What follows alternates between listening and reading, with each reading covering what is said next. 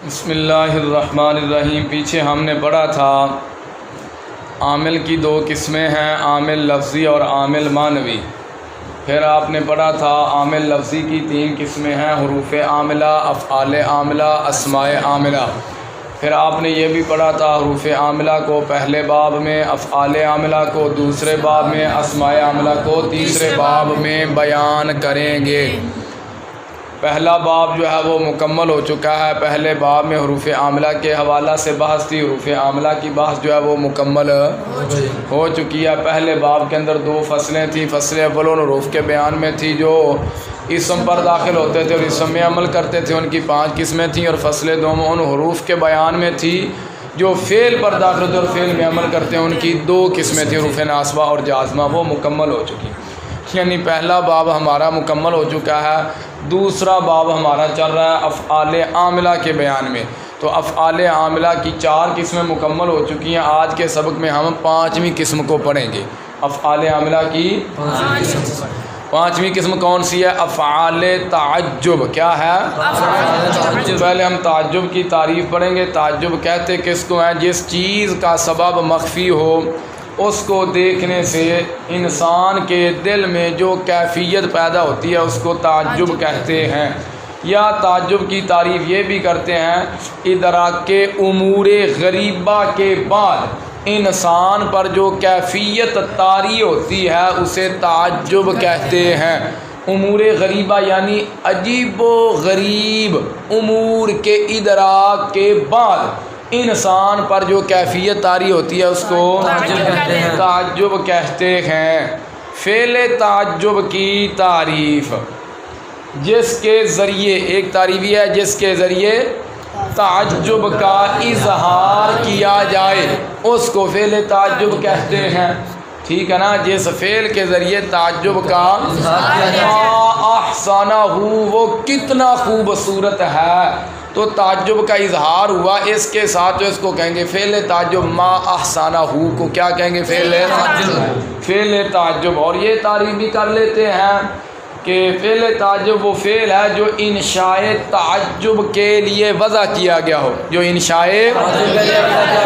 انشاء تعجب کے لیے وضع کیا گیا ہو۔ فعل تعجب کے کتنے صیغے ہیں؟ 2 صیغے ہیں۔ جیسے بھئی ما احسنہ و احسن بھی۔ آگے آپ نے ایک فائدہ لکھنا ہے، فعل تعجب کے صیغہ کے لیے 2 شرطیں ہیں۔ کتنی شرطیں ہیں؟ 2 شرطیں ہیں۔ پہلی شرط یہ ہے کہ مصدر ثلاثی مجرد ہو۔ مصدر ثلاثی مجرد یعنی جس مصدر سے فعل تعجب کو بنانا ہے وہ ثلاثی مجرد کا مصدر ہونا چاہیے۔ پیچھے آپ صرف کے اندر بھی پڑھ آئے ہو، ہر چیز جو ہے وہ مصدر سے مشتق ہوتی ہے۔ کوئی بالواسطہ مشتق ہوتی ہے، کوئی بلا واسطہ مشتق ہوتی ہے۔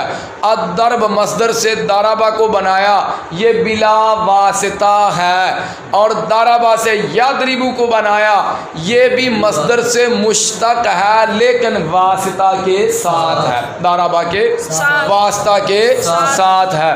تو ہر چیز جو ہے وہ مصدر سے مشتق ہوتی ہے، کوئی واسطے کے ساتھ ہوتی ہے، کوئی واسطے کے بغیر ہوتی ہے۔ تو فعل تعجب کے صیغہ کو بنانے کے لیے 2 شرطیں ہیں۔ پہلی شرط یہ ہے کہ مصدر کیا ہو؟ ثلاثی مجرد ہو۔ جس مصدر سے بنانا ہے وہ ثلاثی مجرد کا مصدر ہونا چاہیے۔ پتہ یہ چلا اگر ثلاثی مزید فی کا مصدر ہو یا رباعی وغیرہ کا مصدر ہو تو اس سے فعل تعجب کا صیغہ نہیں آئے گا۔ دوسری شرط کیا؟ رنگ اور عیب والے معنی پر دلالت نہ کرے۔ وہ مصدر جو ہے جس سے ہم نے فعل تعجب کو بنانا ہے وہ رنگ والے معنی پر اور عیب والے معنی پر دلالت نہ کرے۔ اگر وہ مصدر رنگ والے معنی پر دلالت کرے یا عیب والے معنی پر دلالت کرے تو پھر اس سے فعل تعجب کا صیغہ نہیں آئے گا۔ بات کی سمجھ آ گئی؟ آگے چلیں جی، دوسرا فائدہ لکھ لینا بھائی۔ اگر فعل تعجب کے صیغہ کو ثلاثی مزید فی کے مصدر سے لانا ہے یا اس مصدر سے لانا ہے جس میں رنگ و عیب والا معنی پایا جائے، تو پھر فعل تعجب کے صیغہ کو لانے کا کیا طریقہ کار ہوگا؟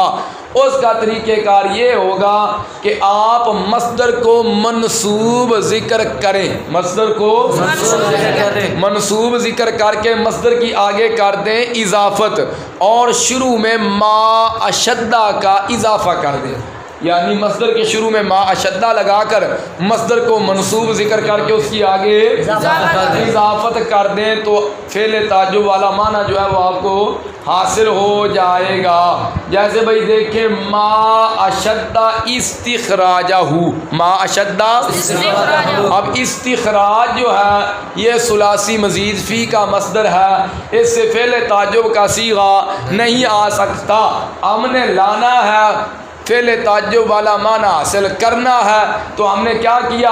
استخراج مصدر کو منصوب ذکر کر کے اس کی آگے اضافت کیا، شروع میں ما اشدہ کا اضافہ کر دیا، ما اشدہ استخراجہ، اس کا نکالنا کتنا شدید ہے، اس کا نکالنا تعجب والا معنی اس کے اندر پایا جا رہا ہے۔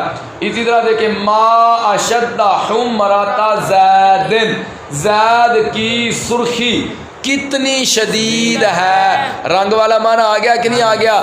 زید کی سرخی ما اقبح عرج زید، زید کا لنگڑا پن کتنا شدید ہے، عیب والا معنی آ گیا کہ نہیں؟ شروع میں ما اشدہ کا ہم نے کیا کیا ہے؟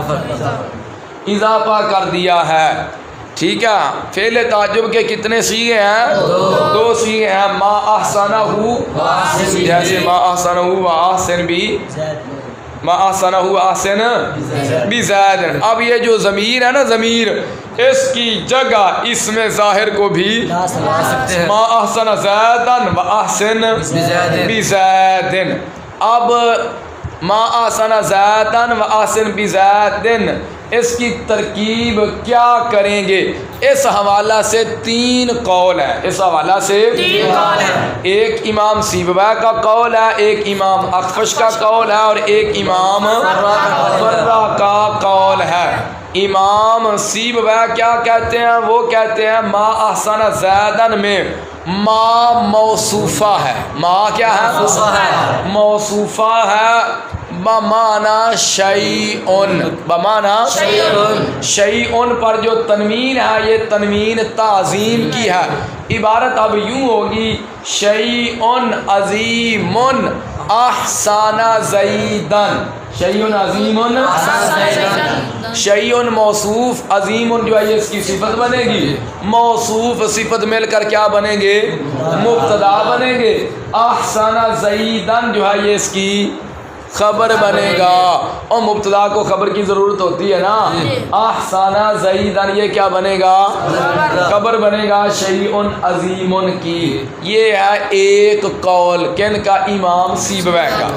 امام اخفش کا قول کیا ہے؟ وہ کہتے ہیں ما احسن زیدن میں ما جو ہے نا یہ ما موصولہ ہے، کیا ہے؟ ما موصولہ ہے، احسن زیدن جو ہے یہ اس کا صلہ ہے، آپ نے پڑھا ہے نا موصول کا صلہ جملہ ہوتا ہے، اور اکیلا جو موصول ہے وہ تو ترکیب میں کچھ بھی نہیں نہ بنتا، موصول اپنے صلہ سے مل کر ترکیب میں کچھ بنتا ہے، مکمل جملہ پھر بھی نہیں بنتا، جملے کی جز بنتا ہے۔ موصول صلہ جو ہے آپ نے پڑھا نا، مرکب غیر مفید کی 14 قسمیں ہیں، ایک ان میں سے مرکب موصولی، موصول اور صلہ کو مرکب موصولی کہتے ہیں۔ جو مرکب غیر مفید کی ایک قسم پڑھی ہے کہ نہیں آپ نے؟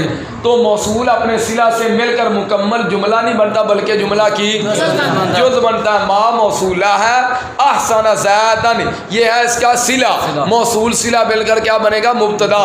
تو موصول کا صلہ جملہ ہوتا ہے، خواہ وہ جملہ اسمیہ خبریہ ہو خواہ وہ جملہ فعل یا خبریہ ہو، تو ما احسن زیدن میں ما موصولہ ہے، اس کا جو صلہ آیا احسن زیدن یہ جملہ فعلیہ ہے۔ اور آپ نے یہ بھی پڑھا موصول کا صلہ جب جملہ ہو تو جملہ میں عائد کا ہونا، ضمیر کا ہونا، راجع کا ہونا ضروری ہے، جو پیچھے